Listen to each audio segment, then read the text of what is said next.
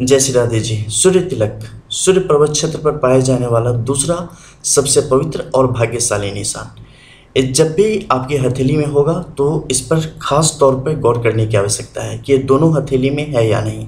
इसके बाद एक से ज़्यादा रेखाओं के सहयोग से तो नहीं बनी है, कहीं से खंडित तो नहीं है, कहीं से आड़ी तिरछी रेखाओं ने तो नहीं काटा है। अगर ऐसी समस्त बाधाओं से मुक्त है और आपके अनामिका यानी कि रिंग फिंगर के नीचे के क्षेत्र में पूर्ण और स्पष्ट तौर पर स्वस्थ अवस्थाएं मौजूद हैं, तो ये आपके जीवन में कुछ खास इसके मायने होते चले जाते हैं और ये आपके जीवन को सामान्य से बिल्कुल अलग बना देने का कार्य करता है। ऐसी परिस्थिति जब भी किसी व्यक्ति की हथेली में बनती है, ऐसे तिलक की स्थिति बनती है, ऐसे लोग बगलों के बीच में हंस की जैसी स्थिति को प्राप्त कर लेते हैं। इनमें क्या क्या गुण पाए जाते हैं, क्यों ये रेखा पवित्र है और इसके क्या क्या शुभ फल हैं, इसके बारे में अभी हम जानेंगे। सबसे पहले बात आती है अनुशासन की। ऐसे लोग अपने जीवन के प्रति काफ़ी अनुशासित होते हैं, अपने कार्यों के प्रति काफ़ी अनुशासित होते हैं। कहीं भी किसी भी तरीके की लापरवाही आप इनके जीवन में किसी भी तरीके से नहीं देख सकते। ऐसे लोग कहीं से भी आपको आलस्य से ग्रसित नहीं दिखेंगे। ऐसे लोग कहीं से भी किसी के पीठ पीछे किसी की बुराई करना, किसी के लिए गलत कार्य करना, किसी को नुकसान पहुंचाने की कोशिश करने जैसी चीज़ों में कभी नहीं दिखेंगे। जो भी करेंगे सामने से करेंगे, आंख से आंख मिला के करेंगे और पीठ ठोक के करने वाली स्थिति इनके जीवन में होती है। ऐसे लोग भूखंड के मामले में काफ़ी आगे होते हैं, यानी कि भूखंड के मामले में काफ़ी लकी होते हैं। इनके पास काफ़ी ज़मीन जायदाद की स्थिति बनती है और खासकर भूमि इन्हें काफ़ी प्रिय होता है। ये अपने जीवन में चाहते हैं कि कितना से ज़्यादा भूमि इनके पास हो जाए, उसे खरीद ले या इनके कब्जे में वो चीज़ें रहे। ऐसे लोग अगर गलत रास्ते की तरफ बढ़ते हैं तो उस रास्ते में भी पूर्ण ईमानदारी रखते हैं और अपने वसूलों से कभी पीछे नहीं हटते और बहुत बड़ा नाम करते हैं। ऐसे लोग अगर सत्य पथ पर हैं तो उसमें भी काफ़ी उच्च पद को प्राप्त करते हैं। बस सीधे समझ लो कि एक किसी भी पेशे में रहेंगे, सकारात्मक नकारात्मक कार्यों में, आसुरी शक्तियों में, दैविक शक्तियों में, जहाँ भी रहेंगे उच्च पद पर रहेंगे। जैसे एक होता है ना प्लास्टिक का बॉल, पानी में कितने अंदर जोर से मारो वो ऊपर आके पानी के ऊपर ही आ जाएगा। उसी प्रकार से इन्हें आप कहीं भी बोरे में बंद करके रख दें, ये फिर से निकल आएंगे, फिर से चमकेंगे और इनकी एक अलग आभा होती चली जाती है।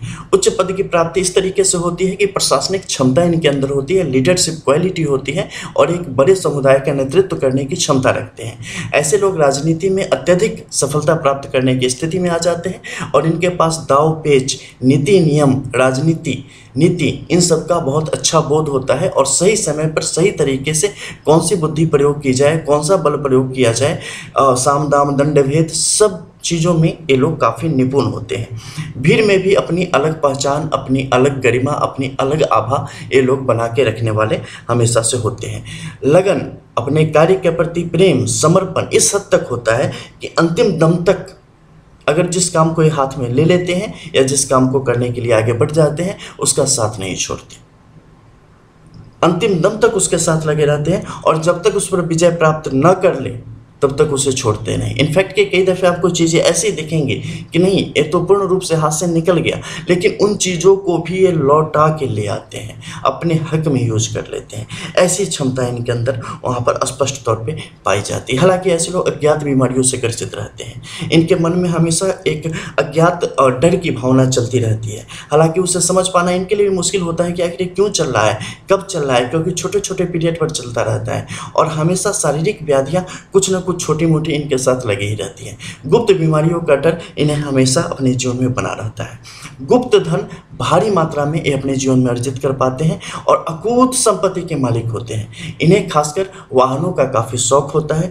लोहा इन्हें काफ़ी धारता है, यानी कि लोहे से इन्हें काफ़ी फायदे की स्थिति बनती है और भूखंड वगैरह ये जितना ज़्यादा अर्जित करते हैं इनके लिए और भी ज़्यादा उतनी ख्याति इनकी बढ़ती चली जाती है। तो ऐसे लोगों को निश्चित तौर पर अगर नहीं कर रहे हैं तो भूखंड में इन्वेस्टमेंट जरूर करनी चाहिए। ऐसे लोग हमेशा सूर्य की तरह चमकने वाले होंगे। कभी भी जैसे सूर्य को आपने देखा होगा कि बादल आते हैं, घेर लेते हैं, लेकिन फिर से बादल हटेंगे, फिर से सूरज निकलेगा, फिर से चमकेगा, फिर से दुनिया जिएगी।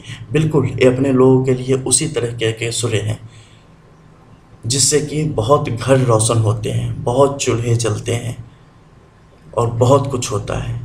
ऐसे लोग हालांकि कुछ खास मामलों में अगर कहें तो अगर बुरी संगत में चले जाएं, बुरी प्रकृति में चले जाएं, तो ये समाज के लिए उतनी ही ज़्यादा नुकसान का कारण भी बन जाते हैं। अब ये कैसे समझेंगे? इसके लिए आपको गुरु के इस पर्वत क्षेत्र को देखना पड़ेगा कि यहाँ की प्रकृति कैसी है और शुक्र की प्रकृति कैसी है। इसमें कौन है जो प्रबल है, कौन है जो ज़्यादा बल के साथ यहाँ पर उपस्थित है। जो ज़्यादा बल के साथ उपस्थित होगा ये व्यक्ति उसी प्रकार की कैटेगरी का होगा, उसी प्रकार की सोच का होगा, वैसे ही जीवन को जीने की कोशिश करता होगा और वैसे ही ये चमकेगा। आसुरी शक्ति, दैविक शक्ति, सूर्य की शक्ति, इसके बहुत से भेद हैं, इसमें बहुत सारी चीज़ें आ जाती हैं। आपकी हॉट लाइन कैसी है, आपकी फेट लाइन कैसी है, आपकी हेड लाइन कैसी है, लाइफ लाइन कैसी है, मार्स की सिचुएशन कैसी है, इन सब के अकॉर्डिंग इनके फल प्रभाव बदलते होते हैं। अगर एक हथेली में रेखा है तो उसके अलग प्रभाव है, अगर ये रेखा कहीं से खंडित है तो उसके अलग तरीके से प्रभाव आपके जीवन में आएंगे। ठीक है, जैसे मान लो ना एक हाथ है तो दो हाथ का काम आप नहीं कर सकते ना, कहीं ना कहीं कुछ कमी तो होगी ना, देर तो लगेगी ना कार्य में। बिल्कुल उसी तरीके से होता है। कोई सिंबल अगर एक हथेली में है और वही दोनों हथेली में है, जब चीज़ें दो होंगी तो आपके पास ज़्यादा फ्री स्पेस होगा। बस वही सिचुएशन आ जाती है कहीं भी। अगर रेखाएं खंडित हैं, मान लो तुम्हारा एक हाथ में प्लास्टर लगा हुआ है तो सोच लो ना कैसा रहेगा, लेट होगा ना काम में। उसी तरीके से इसका बल कमज़ोर हो जाता है। इन चीज़ों को बारीकी से देखो, गौर से। तुम लोग कुछ भी देख लेते हो सीधे, ऐसा है वैसा है वैसा है, फिर फल की इच्छा करते हो, कैसे मिलेगा? एक नंबर कम होने से तुम परीक्षा से बाहर हो जाते हो, एग्ज़ाम में बैठते हो, एग्ज़ाम से बाहर कर देते हैं, और यहाँ तो पूरी की पूरी रेखा बैंड पड़ी होती है।